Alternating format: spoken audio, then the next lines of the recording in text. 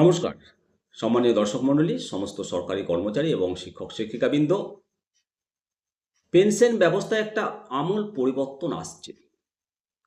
সমস্ত কেন্দ্র সরকারের কর্মচারী পেনশন হোল্ডার, সাথে সাথে রাজ্য সরকারগুলো এই ব্যবস্থায় আসবে কিনা, এটা একটা বড় প্রশ্ন দেখা দিচ্ছে। কারণ পেনশন ব্যবস্থাটা কেন্দ্রের নিয়মই ফলো করে বেশিরভাগ রাজ্য। এখন পশ্চিমবঙ্গে পুরাতন পেনশন ব্যবস্থায় চালু রয়েছে।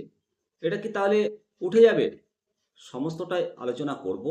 যে অষ্টম বেতন কমিশনের সিদ্ধান্তে যে পুরানা পেনশন স্কিম ওপিএস এর আশা শেষ হতে চলেছে, এবং এই ওপিএস নিয়ে সরকারের কি পরিকল্পনা রয়েছে। নতুন পেনশন স্কিম যেটা এনপিএস, এই এনপিএস এবং ইউপিএস, এই যে দুটো ব্যবস্থা, সরকার কোন ব্যবস্থাটাকে গ্রহণ করছে, আজকে প্রতিবেদনে সেই ব্যাপারটা নিয়ে আলোচনা করব। মূলত কেন্দ্রীয় সরকারি কর্মচারী এবং পেনশন হোল্ডারদের জন্য একটা বড় আপডেট এসছে। এই আপডেট আসার সঙ্গে সঙ্গে রাজ্য সরকারি কর্মচারীদের মনেও একটা চিন্তা আসছে, তাহলে কি আগামীতে পুরাতন পেনশন ব্যবস্থা রাজ্য থেকেও উঠে যাবে?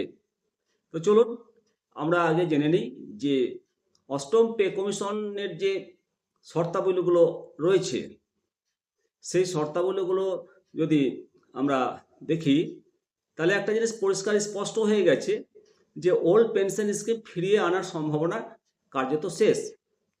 সরকার এনপিএস এবং ইউপিএসকে শক্তিশালী করার দিকে মনোযোগ দিচ্ছে। এই কারণে দিচ্ছে যে একটা দীর্ঘস্থায়ী এবং একটা টেকসই অবসরকালীন সুযোগ সুবিধা যাতে প্রদান করতে পারে সরকার। তো চলতি বছরের জানুয়ারিতে অষ্টম পে কমিশন গঠনের ঘোষণার পর সরকার তার কর্মচারী সংগঠনের কাছ থেকে বিভিন্ন পরামর্শ চেয়েছিল, এবং কর্মচারী সংগঠনের মূল যে দাবি ছিল ওপিএসকে ফিরিয়ে আনা, পুরাতন পেনশন স্কিম পুনর্বহাল করা। কিন্তু কেন্দ্র সরকার বারবার জানিয়েছে যে এই ধরনের প্রস্তাব সরকারের বিবেচনায় নেই। সম্প্রতি আমাদের যশস্বী প্রধানমন্ত্রী মাননীয় নরেন্দ্র মোদীজির সভাপতিত্বে কেন্দ্রীয় মন্ত্রিসভার বৈঠকে অষ্টম বেতন কমিশনের যে টার্মস অফ রেফারেন্স টোর অনুমোদন করা হয়েছে। এর মূল শর্তাবলী অর্থাৎ গুরুত্বপূর্ণ বিষয় হলো নন কন্ট্রিবিউটরি পেনশন স্কিম এর আনফান্ডেড কস্ট এর উল্লেখ করেছে।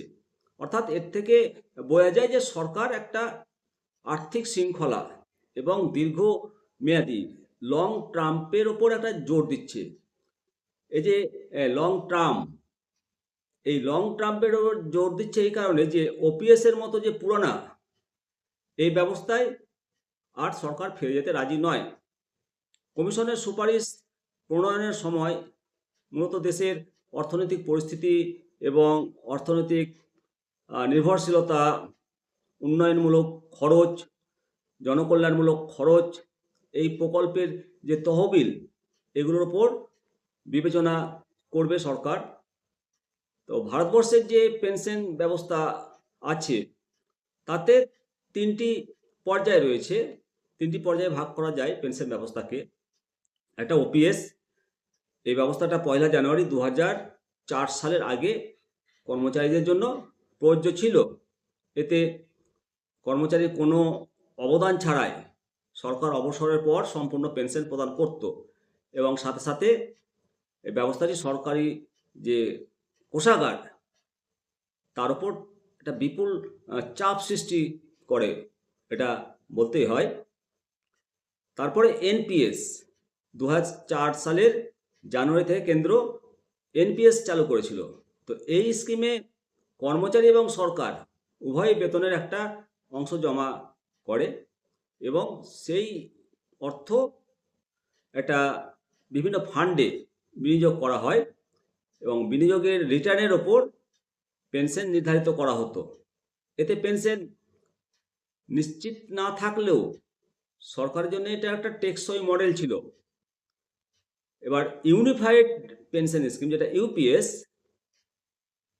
যেটা ঘোষণা করছে সরকার, যা এনপিএসের যে বিনিয়োগের যে কাঠামো সেটা বজায় রেখে কর্মচারীদের ন্যূনতম রিটার্ন এবং নির্দিষ্ট পেনশন প্রদান করা নিশ্চিত করবে।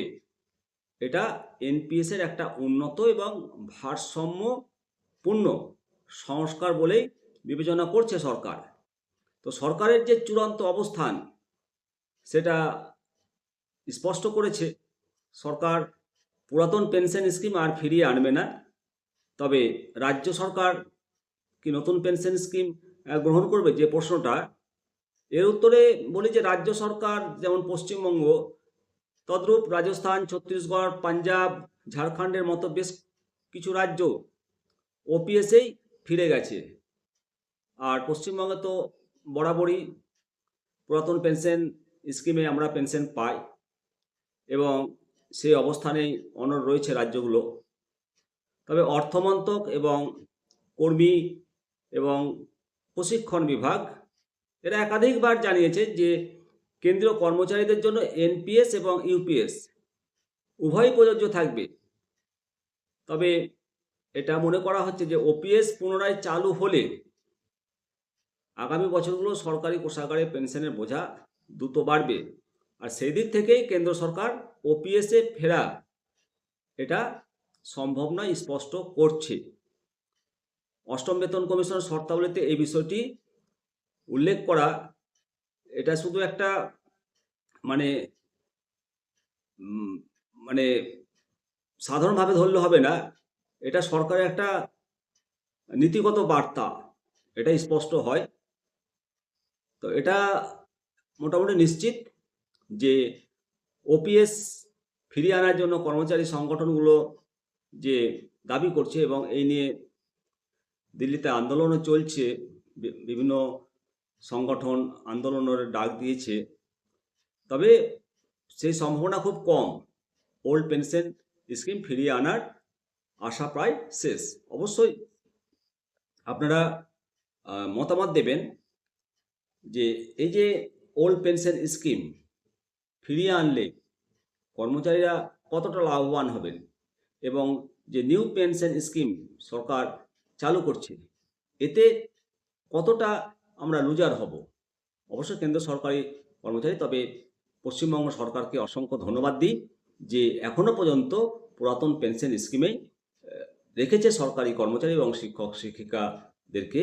এটা সত্যি সরকারি কর্মচারী এবং শিক্ষক শিক্ষিকাদের একটা বিশাল পাওনা যে পুরাতন পেনশন স্কিম এখনও চালু রেখেছে রাজ্য সরকার। সেজন্য অনেক অনেক ধন্যবাদ জানাই। অবশ্যই আপনাদের মতামত জানাবেন। ভালো থাকুন। পরবর্তী আপডেট নিয়ে আবার আপনাদের সামনে আমি হাজির হব। শিবরাম সরকার। জয় হিন্দ, জয় ভারত।